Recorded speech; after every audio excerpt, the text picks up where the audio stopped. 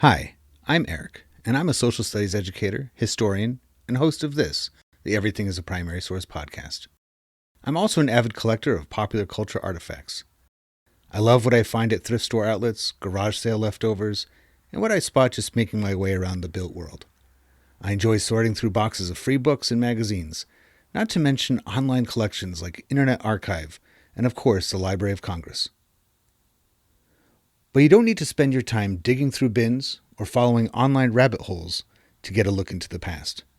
The movies and TV we watch, the books we read, and the games we play are all documents of the past.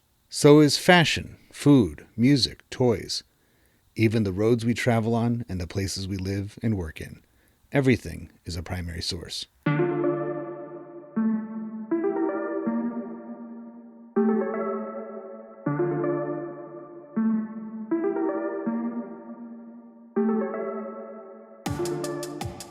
Robert, when things like movies, TV shows, all sorts of media, books like yours, um, about history come about, it's usually inspired by some piece of the past, a document, artifact, primary hmm source. Legend.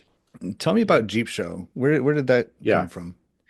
My book, Jeep Show, A Trooper at the Battle of the Bulge, was inspired by a Procter and Gamble legend called the Oxydol Circus.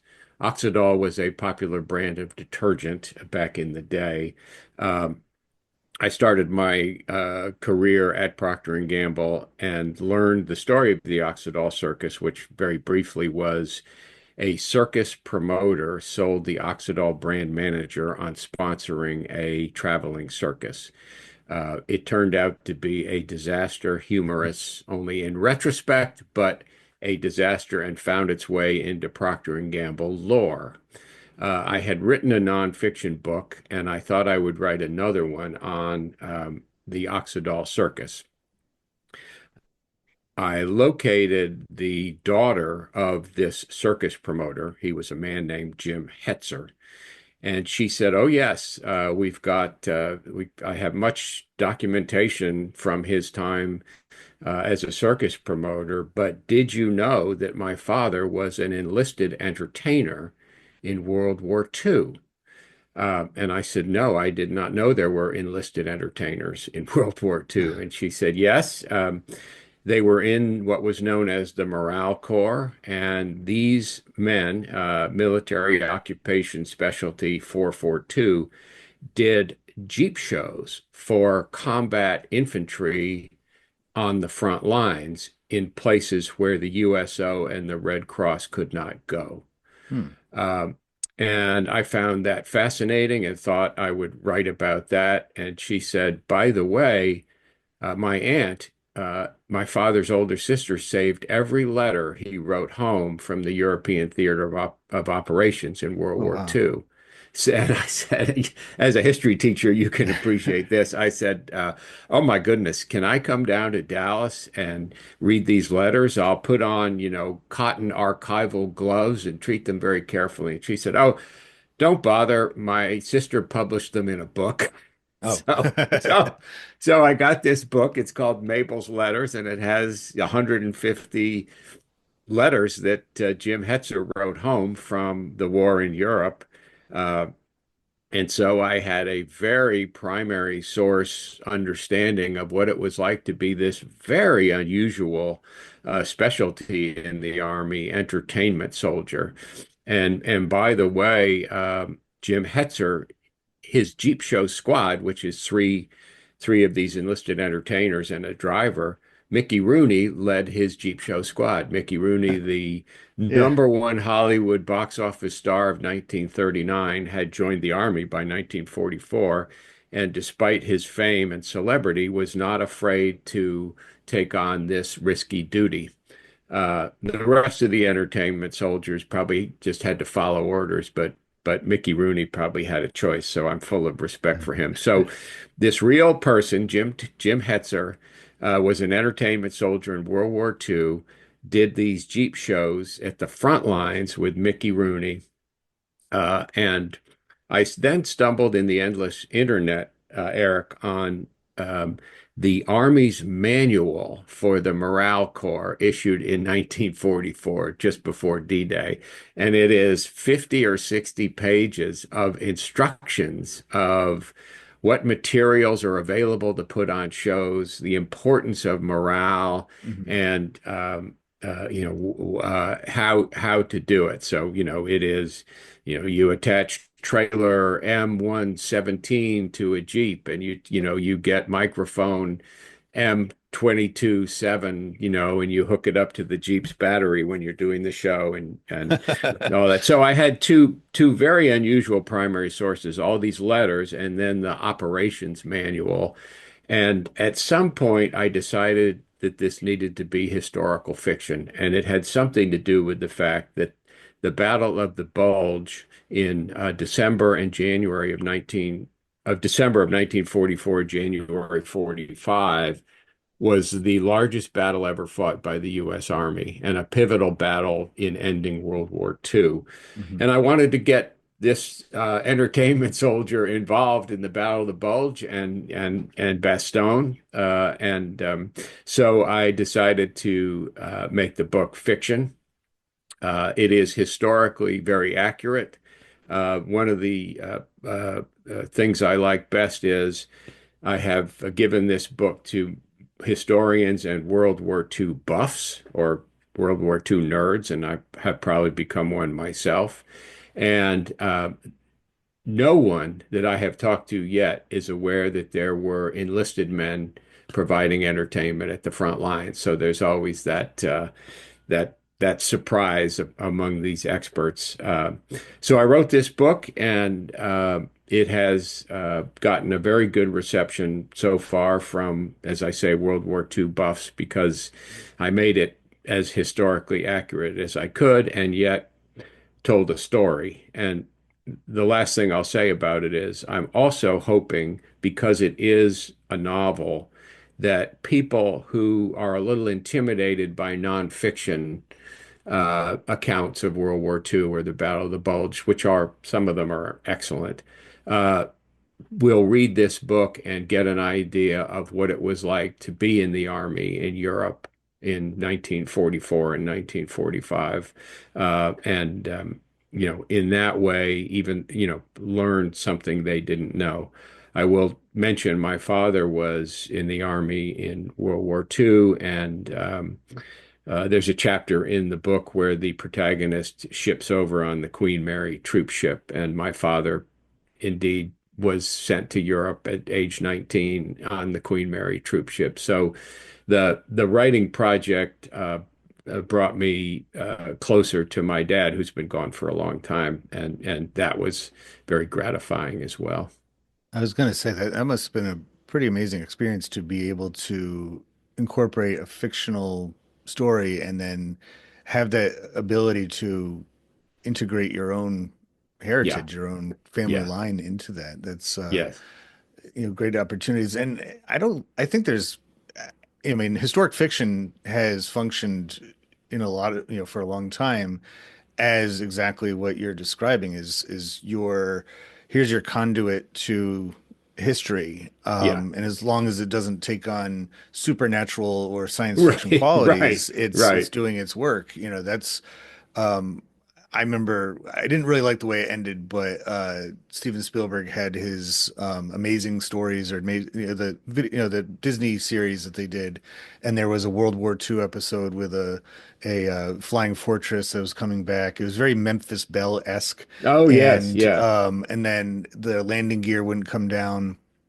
and the one of the guys on board the plane, one of the crew, was a cartoonist, amateur cartoonist, and he drew cartoon wheels and Oh, kind of willed goodness. it to grow it. So it was, and even at age like 8 or 9 when I saw it, I thought it was kind of ridiculous, but Yeah, it was doing its job of getting me interested into the real story of World War II. I yeah. couldn't find anything about cartoon Right, wheels sprouting from right, airplanes right. in all that I tried, but it was that way to get it. And my son is very interested in historic fiction. That's how he's learned about everything from 9/11 to the Battle of Gettysburg, is through Yep. these kinds of storytelling. So it's perfectly um, is functioning exactly as it should.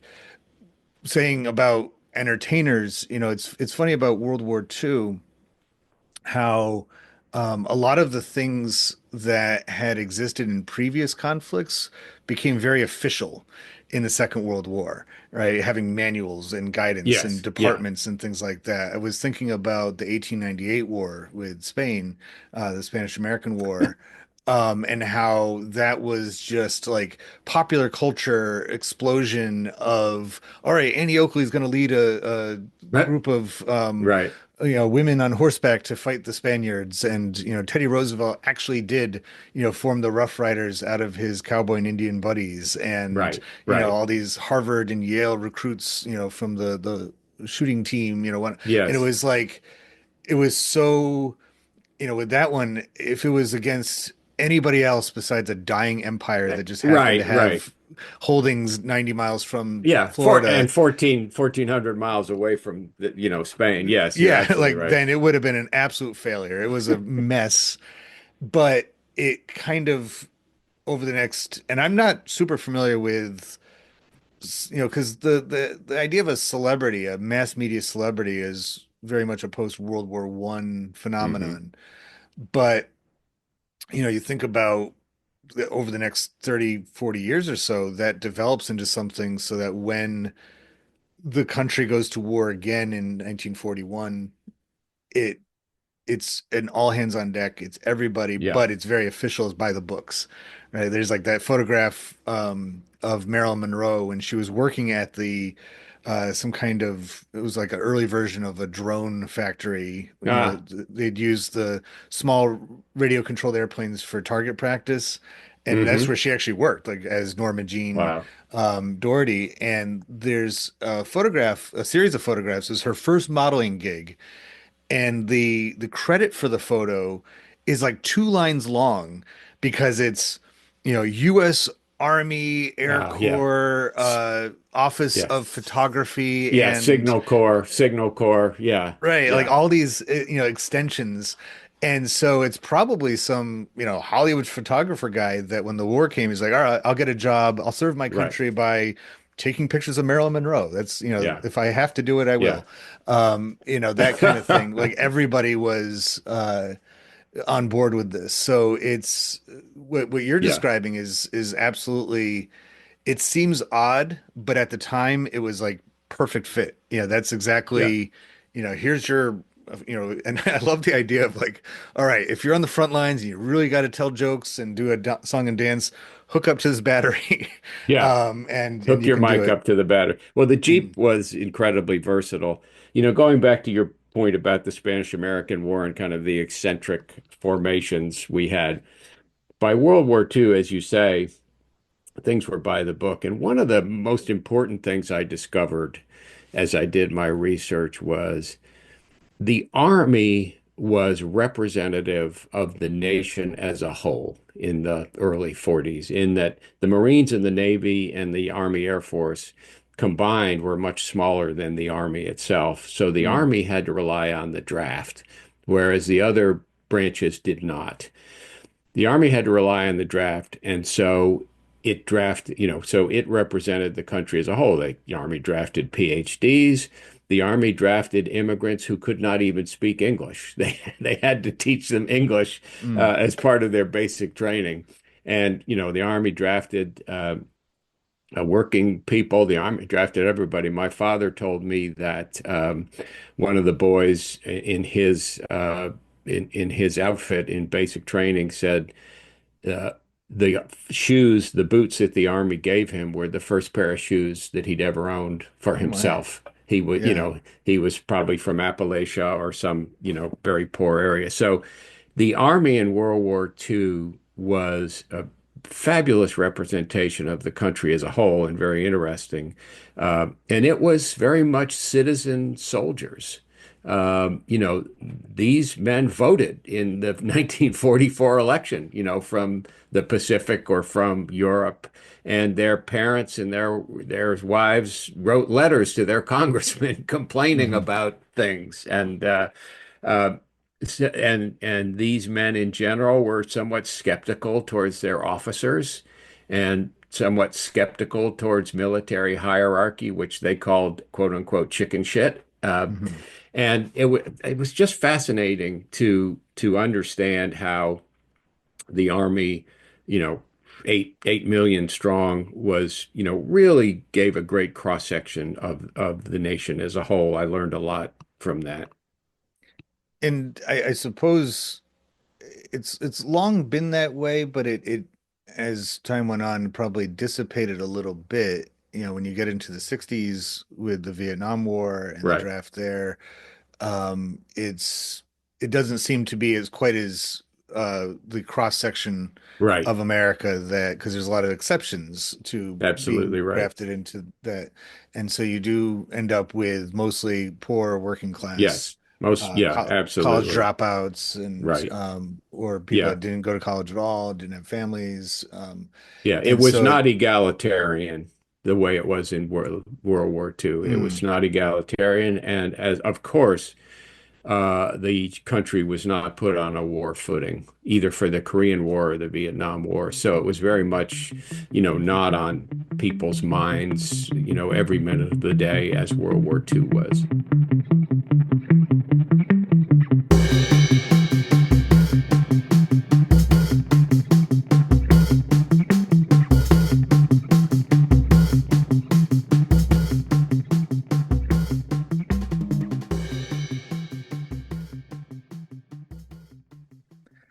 so we're going to talk about the actual vehicle itself, the Jeep Yes, today, and just like a lot of aspects of World War II, I feel like the vehicles, the different machinery, the weapons of war are a product of that particular war. A couple years ago, we visited the USS Midway, which is a museum in San Diego now, and that ship, that carrier, was introduced in just after World War II in I think 1946 and named after that naval battle.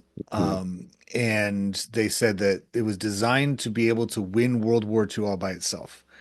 And I think about other things that came about in World War II. I mean, we of course have the atomic bomb, Yes, but on a smaller scale, you have jet engines and all of these revolutions. Now, the Jeep is also a product of World War II, correct? absolutely. Yeah, in 1940, with war clouds. Well, not war clouds gathering. In 1940, with war having broken out in Europe, the Army issued a request for basically a reconnaissance vehicle, a light vehicle, versatile. It was intended to replace a horse for reconnaissance or a motorcycle. And three companies submitted designs: the Bantam Car Company, Willys Overland, and then Ford Motor Company. So this was the Army looking ahead and trying to prepare for our involvement in the war, which, by the way, in 1940, there was still tremendous sentiment in the United States to not enter the war and leave what was considered, Europe's problems to be solved by Europeans. Mhm. So Bantam, very small car company, developed the first prototype, which was tested. The Army ordered, 30 or 40 and tested them, and found them to be very satisfactory. The Army considered Bantam too small to produce and not financially uh, big enough to produce the kinds of quantities they were going to need. By the way, the Army ended up buying 650,000 Jeeps Oh my before the goodness. before the war ended. It was the other than the Deuce and the General Motors truck, which called a Deuce and a half, which was 800 produced in eight quantities of 800,000. The Jeep was the largest production of a vehicle or an airplane or a boat in World War II. A good deal of that production went to the Russians and the British and the French to help them fight, particularly before we entered the war. So Willys Overland and Ford essentially submitted final designs. The Willys Overland design was selected, but the Army insisted that the production be shared with Ford Motor Company. And it gets to a point that is about defense procurement that we still have today, which is the defense establishment prefers to deal with the very largest companies. There are probably political reasons for that, and the Army has to, the defense establishment has to pay close attention to Congress, who has the power of the purse. But also, the Army wants reliability. They can't afford to give, Willys Overland a requisition for 500,000 Jeeps and find out, a year later they can only make 50,000. So Right. they added Ford to it. Interestingly, basically, they also insisted that Ford work off the exact same set of blueprints that Willys had. So Ford probably produced, half of the Jeeps, and Willys Overland produced the other half. I'm not sure what happened to Bantam Car Company. Hopefully they got paid something for basically, inventing the prototype. But it was produced by Willys and Ford. Willys was a scrappy mid-tier automobile company, mostly industrial vehicles before the war, and by adding Ford, the Army added incredible mass production knowledge. And this gets me to a larger point about America and American history. By early 1944, America was turning out more war material than Germany, England, Japan, and Italy combined. Wow. Uh, the American war production and the German army at the time, or the German soldiers, would tell you that, America beat them not because they were better soldiers, but because they had more stuff. Right. And indeed, they did.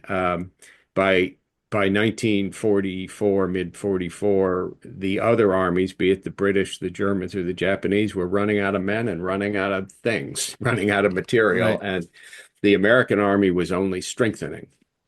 And this came from American car culture.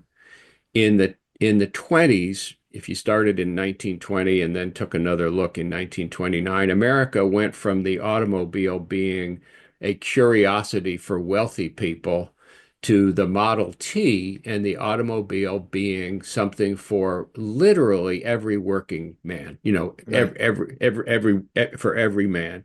It went from, I don't know, many thousands in 1920 to many millions of automobiles by 1929. In the process, America perfected mass production, and that came into play when the production was shifted to war material.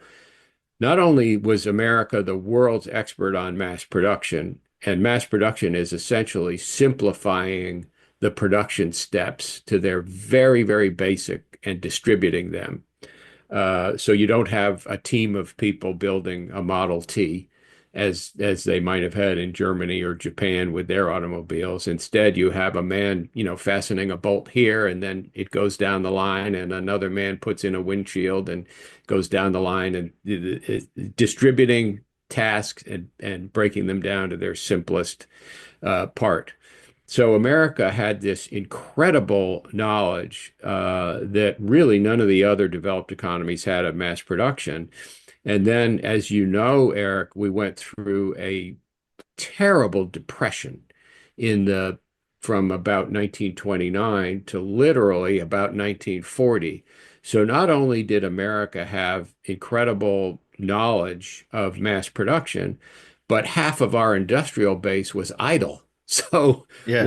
when the federal government started writing huge checks to industry for, everything from Jeeps to Liberty ships to B-17 bombers, uh, there was industrial capacity and an idled workforce ready to take that on. So the Jeep very much and the Jeep's production by the very large Ford Motor Company very much kind of shows how American society was at the time. And Ford not only produced, 300,000 Jeeps, but they produced, 100,000 B-20, I think it's B-25, 100,000 bombers, and they produced Liberty ships.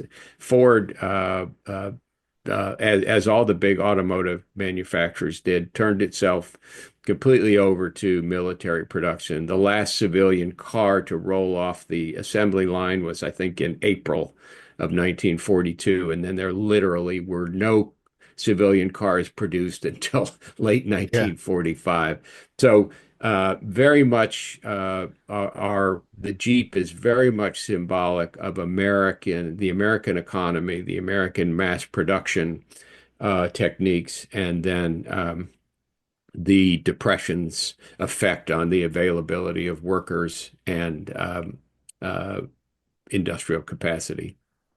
And their desire to work too. I mean, Oh yeah, it was such and in many ways the overproduction in the 1920s that resulted in that massive car culture yeah, was prompted by the previous World War of a lot of that disillusionment or let's think about now instead of the future right, that came right, the attitude of the last generation or more of a practical thing of well we're the only economy still intact yeah, and geographically we didn't get hurt at all by the war so let's take advantage of that and make but the law of diminishing marginal utility makes it so right, that even though every man can now afford a car, every man can't afford two or three.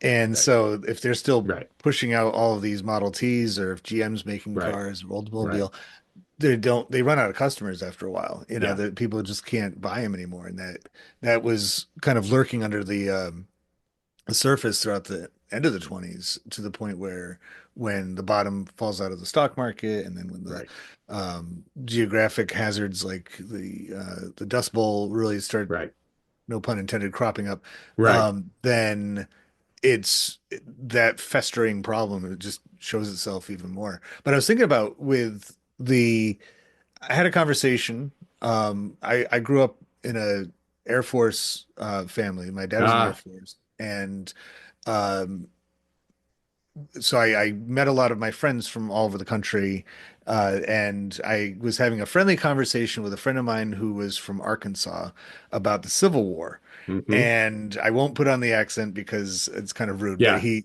basically said, "Well, the reason why you Yankees won the Civil War is because you had more men and more stuff." And I'm like, "Well, yeah, that's how you win a war."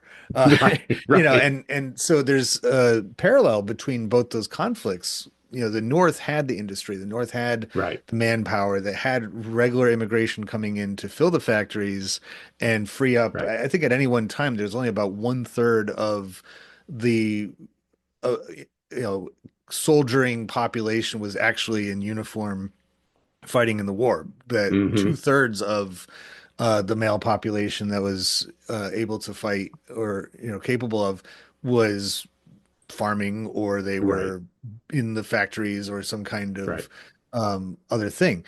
And when you compare the two, which they always are, Civil War and World War II, it makes sense that that would happen because of what was on the line for both of those conflicts. Um, in the Civil War was the country's future, and World War right, II is very much the world's future. And I think right, that, you know, even if the idea of a world being destroyed, the world being taken over by totalitarianism was something yeah, that alarmed the democratic countries of the world to the point where absolutely, they mobilized the way that you're describing. And man, just talk about um, the you put it so well as far as the Jeep is even more so an American ideal because cars are by nature, the road uh, right, capable cars are very much a representation of Americans' desires for independence, that we don't like to be on other people's right, schedules. We right, if want Right. to at 2 a.m., to start our trip early, we can jump in the car and, beat the traffic, and we navigate our everyday life through our ability to just jump in the car and have our own, Yeah. kind of like part of our home on, depending on how well we keep it clean or not, it actually looks like your home driving around. Well, the Jeep is even more of that because it doesn't require roads, right? It's like Right. you were saying with the horseback. It's like it can go anywhere, and it was meant to do that. Um, I want to talk more about the attitudes and ideas it conveys, but I'm just kind of curious. When I think of Jeep, and I've owned a Jeep, I owned a Ah, Jeep Patriot, yeah. which was not as great as it sounds. It was actually pretty. It was the same as a Dodge Caliber. So eventually, Dodge is the one that's producing Jeeps. When Yeah. did that handover take I place? think American Motors, you may not be old enough to remember American Motors, but there was the big three when I was a kid was Ford, GM, and American Motors. American AMC, Motors, right? yeah, AMC. They bought at some point Willys Overland. So American Motors was producing the Jeep. I want to go back though. I think a really important point about why the Jeep is so representative. I think you made a great point about the American psyche. So first of all, and I'd like to elaborate a little bit on it if you don't mind. Obviously, we Sure. talked about America's unique mass production capabilities. But you mentioned mobility. Yes, the Jeep was incredibly mobile in the war and of course afterwards. It could go off-road, it could go in snow, it could go almost everywhere in the Pacific, in the jungles. And mobility, both physical mobility and social mobility, are a hallmark of America in the 20th century. So Mhm. physical mobility, as you know, Eric, there was mass migrations from the South by black citizens and others to the North, to the industrial cities of the North, but after World War One, massive mobility. And then during the war, the defense industries hired so many workers, and the workers' pay was so much better than it had been before the war, that again, there was another huge wave of immigration from one part of the country to where the defense industries were. So the Jeep's mobility, if you will, is very much representative of the physical mobility and the tendency of Americans to uproot themselves and move to another part of the country at a moment's notice. Yeah. Then, of course, America is somewhat unique in the social mobility in that even to this day, um, lesser resourced people, people with lower incomes, accept the idea of an elite class of billionaires because they feel in some way that they could get there themselves. Mhm. That social mobility we don't have and didn't have the British class structure system holding us back. And so the mobility of the Jeep very much symbolizes, and it could only have come from America. And then the Jeep was egalitarian. General Eisenhower drove around in a Jeep. Yeah. So did Private Jim Tanzer in my book because everybody used a Jeep. And again, very very symbolic of Americans' egalitarian, at least hopes and dreams. And again, I want to emphasize we had a citizen soldier army. They were never completely, committed to the army. They were committed, soldiers were committed to their buddies, Mhm. but they were never completely committed to the army. And they never lost sight of the fact that they were citizens, had the right to vote, had the right to complain. So again, the egalitarian nature of the Jeep in World War II very much symbolized America. Now that you've brought it up, I don't know that there is a manufactured item that better symbolizes what America stood for in the 20th century. It even looks American. I mean, just Yeah. something about it is it's like it like later on. in the jet age, and they still have them, the A-10 Warthog to Ah, me is yes, always yes. like the ultimate. Yeah, and there's much prettier planes Yeah, stubby, out there. stubby Yeah, and dangerous, stubby and threatening looking. yeah, it kind Yeah, of has that similar. It's like a flying Jeep almost. It has yeah, that yeah, utilitarian look to yeah. it, and that's what's it's interesting to me because nowadays a really nice Jeep Cherokee, Oh, it's like a luxury vehicle. yeah. That's Oh, not yeah, something that you yeah. can just up and go buy. Right, If you're working as a carpenter or something. I mean, right, it's like right. you are a status symbol if you're driving It's that around. it's a suburban, soccer parent vehicle. Right. Yes. And in some ways my trade used to be marketing, Eric, and they're getting away from their heritage, and that's very dangerous. Because that's not, $85,000 luxury vehicle Mm. with large tires is not really their heritage. Have they gone Uh, electric, or because that wouldn't seem very Jeep of them to be an electric Jeep because it seems like that would Yeah, almost yeah. require. I don't know. I'm not in the market. I do think that I would like to get a World War II Jeep restored and drive around the country to bookstores, and pull up and, talk about my book. But Yeah. my wife has forbid that, so we won't be. Well, I'll tell you, there was I would probably say about 10 or 11 years ago. I was borderline wondering if it was in good taste or poor taste, but they did have Yeah. Jeep commercials that involved, at least it was hinting at the beaches of Normandy, if Mm, not the actual ones. And they showed yeah. these Jeeps and they showed the World War II. They had like footage of it, and then they, Yeah. showing you them being able to climb over rocks and doing, Yeah. and Yeah. then they posed the old Jeep with the newer models on, the beach, and Mm, made that parallel yeah. and very directly like this, Yeah. we because that kind of resurgence of greatest generation celebration, Yeah. came in the late 90s when, Yes.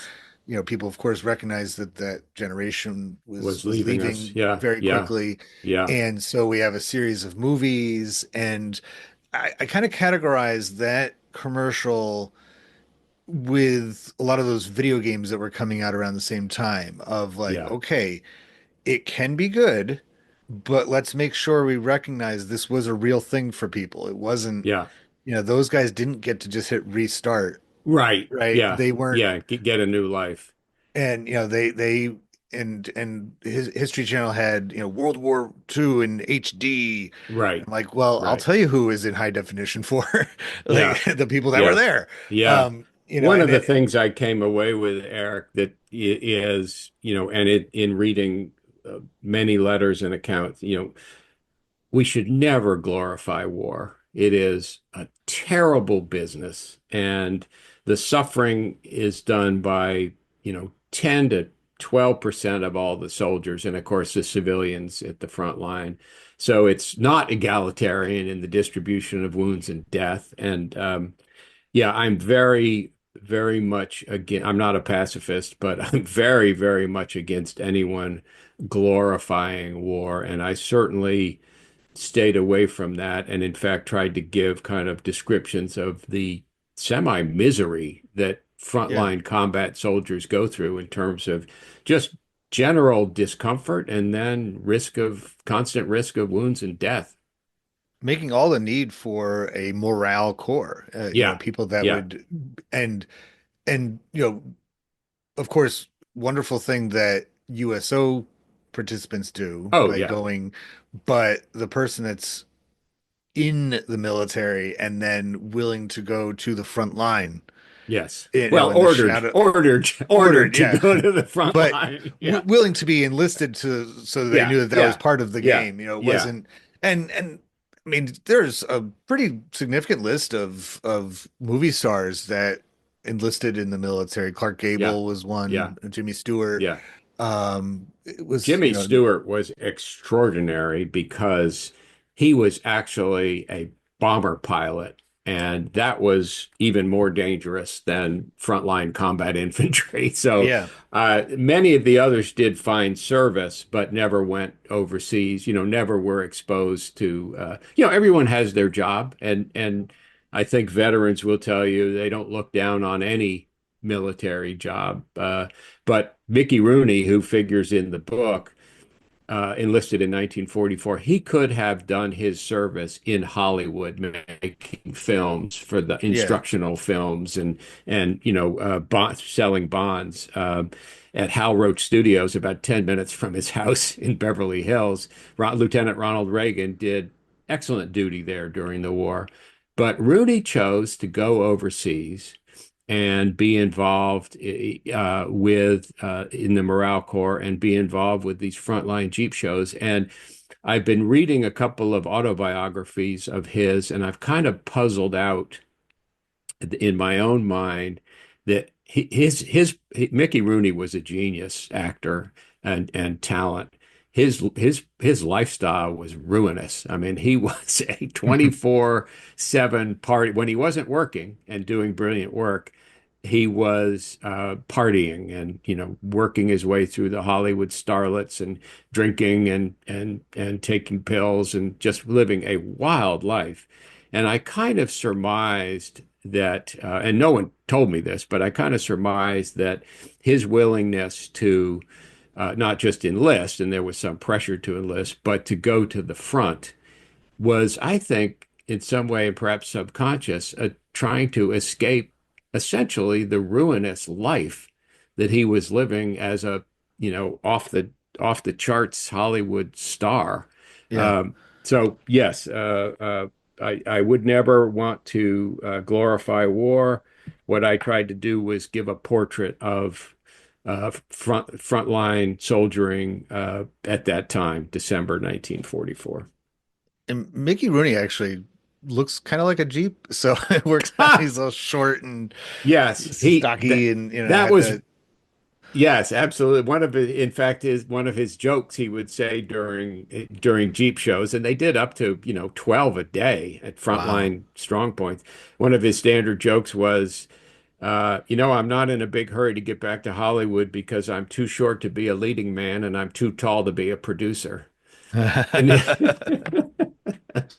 And Inside Hollywood humor that must have gone yes, well with those guys. exactly, Like, oh, okay, exactly. I can Yeah, relate. Well, and yeah, that's I think it's we always remark on that era and the celebrities that went off to war in some capacity or another or served. yeah. It was the short list. Ronald Reagan was from Illinois. Uh, Clark Gable was from Ohio. I am pretty Right. sure Jimmy Stewart was a Midwestern guy. I don't think he Sounds like was it. Sounds from like it. Yeah, Hollywood. But when you look at Internet Movie Database, for example, a lot of the current stars, people, even last generation stars, they're all from LA. They're yeah, from that culture. And so and nothing against them yeah. at all, but it's kind of like maybe the reason for that uh desire to be there with their fellow, because that that real divide hadn't really set in yet, that there wasn't Right, an isolation right, of their community. They were themselves migrants, like you described, right, to right. and LA was a manufacturing giant as well, Oh, not just Hollywood. I absolutely. mean, The they're making aircraft. Yeah. aircraft Yep. especially. Yes. So it wasn't like they were completely removed from that, but it was when you have an entire population that is kind of, it's self-feeding. Like, I mean, Yeah. kind of close where you live, Tennessee, Right. more Nashville, but is become a magnet for people from all over the country. Right. And therefore, you might have different viewpoints on things, different attitudes than Yeah. say 30 years ago in Oh, the absolutely. Yeah. same place. But I'll reduce my rambling and just say I think this is all just like one giant, gestation of, and I think the Jeep is that great touchstone that keeps bringing it back together Absolutely. over Absolutely. again.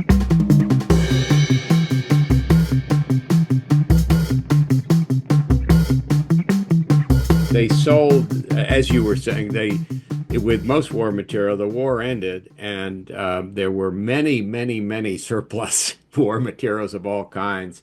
And the government sold the surplus Jeeps after World War II to whoever wanted them for $715 a piece.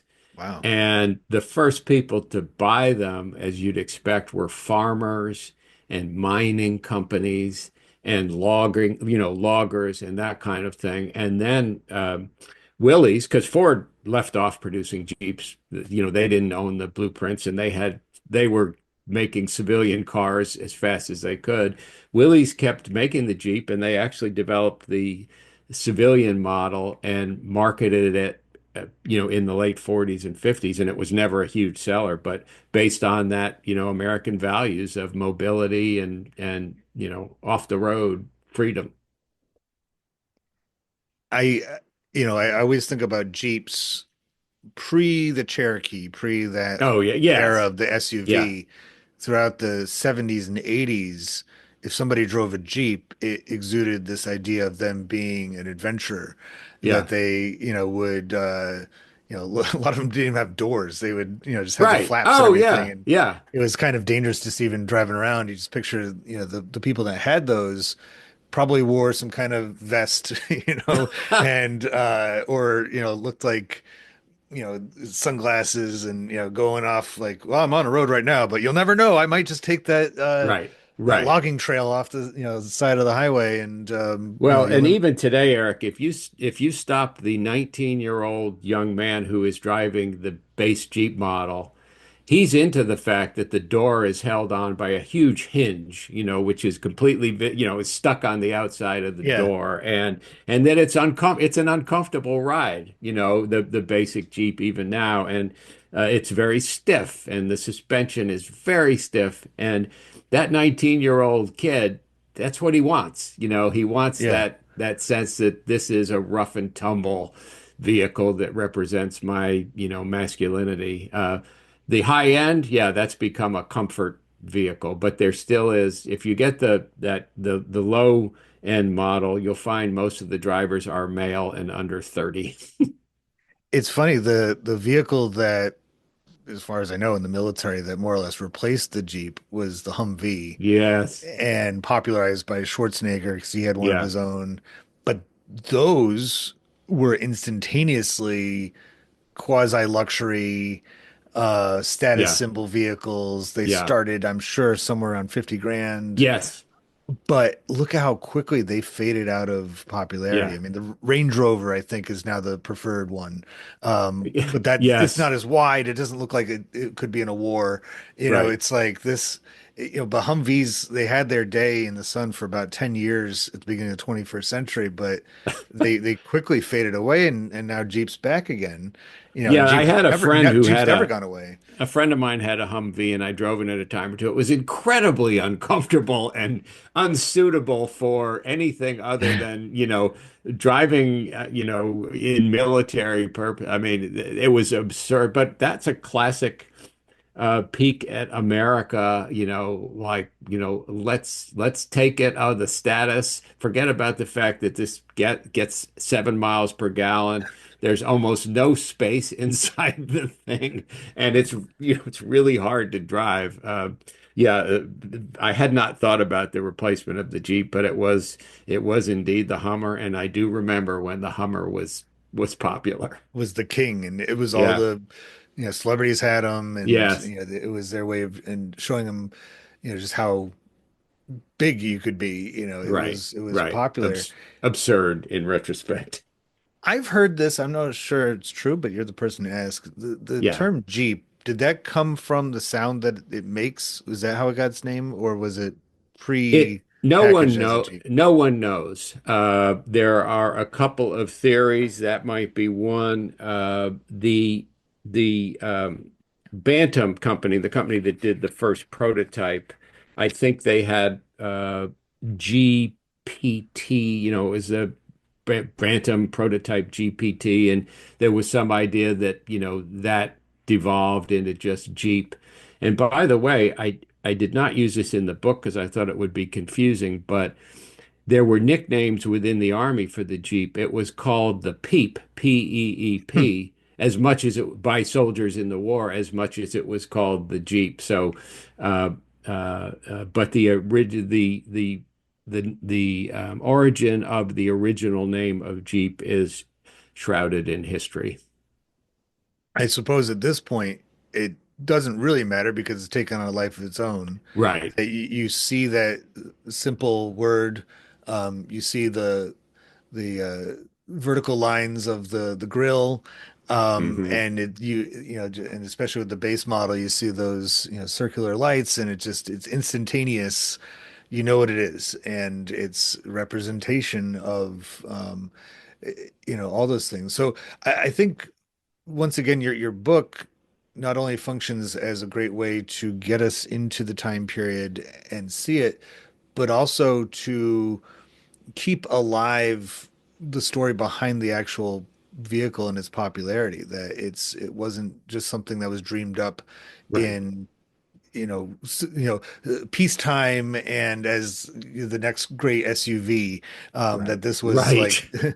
the original one, really. Yeah. And it Yeah. was designed to, and I guess the kind of visionary in a way. They always have that saying of, when America goes to war, it starts by fighting the previous war. That they're because it's like, when you have a free society like ours, Right. a republic, um, pre large standing military that in Right. like the citizen soldiery you're talking Right. about, that's what you're left with. You have guns and equipment left over from the previous Right. conflict at the Uniforms. armory. Yeah. You're Yeah. not going to Yeah. be, and and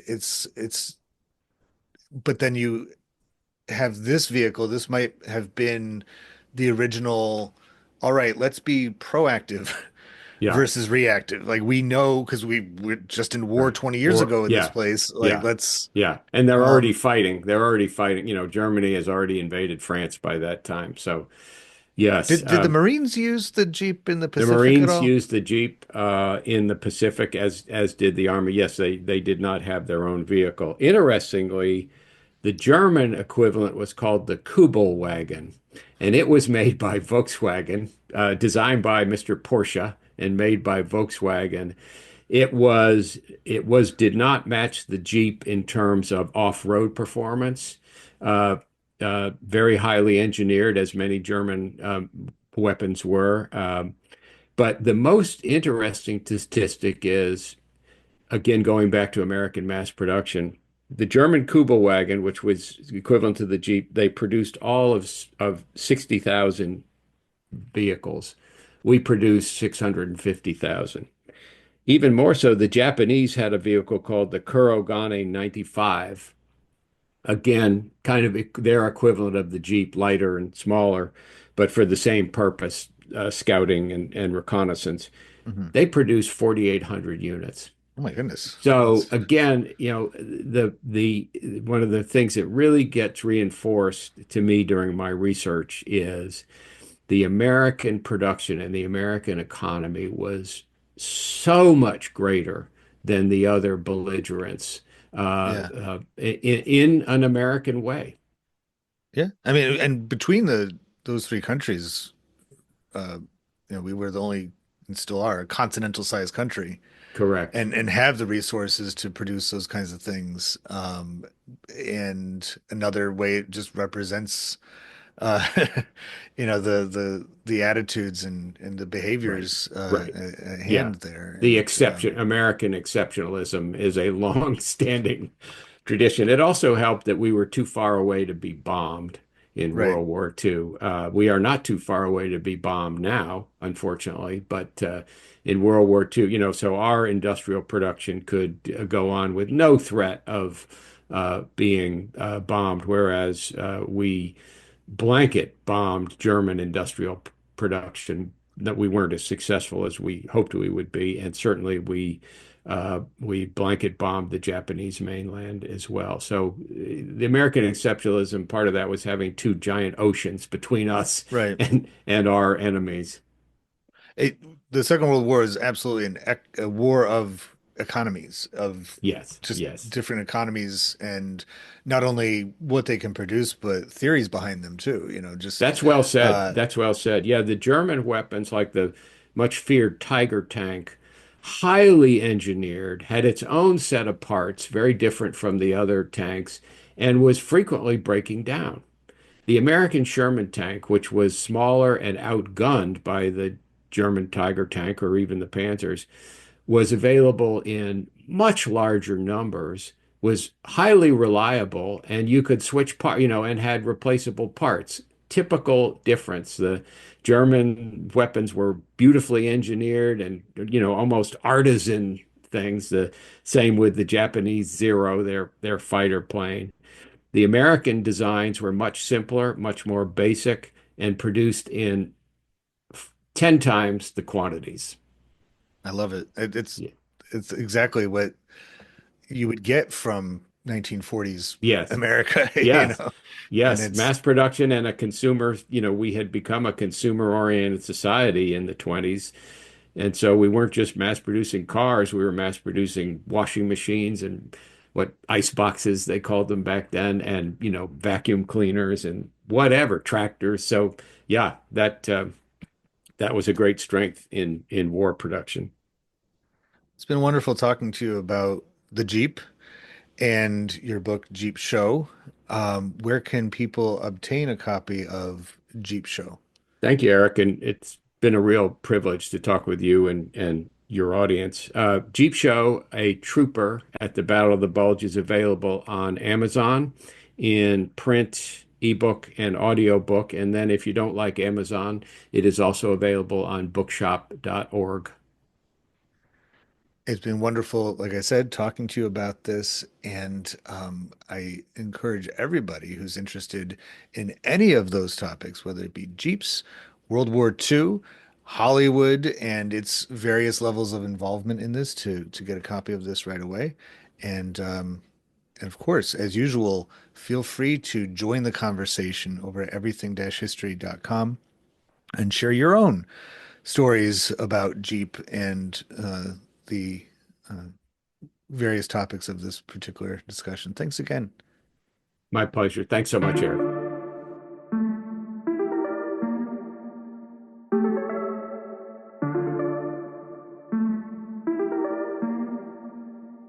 Popular culture, by definition, connects and unites us and proves that people of different backgrounds, in fact, have a lot in common with one another. I hope you enjoyed this conversation, at least in part, for that reason. If it connects with you and you'd like to add to it, or any of the podcast episodes, just visit everything-history.com and search for the Everything is a Primary Source project, which can be found in the classroom section of the website. We'd love to hear what you have to say. Be sure to rate and share this podcast wherever you are listening to it now, and follow Everything as a Primary Source on social media, including YouTube and especially Instagram. Thank you for listening to the EPS podcast, where everything is a primary source.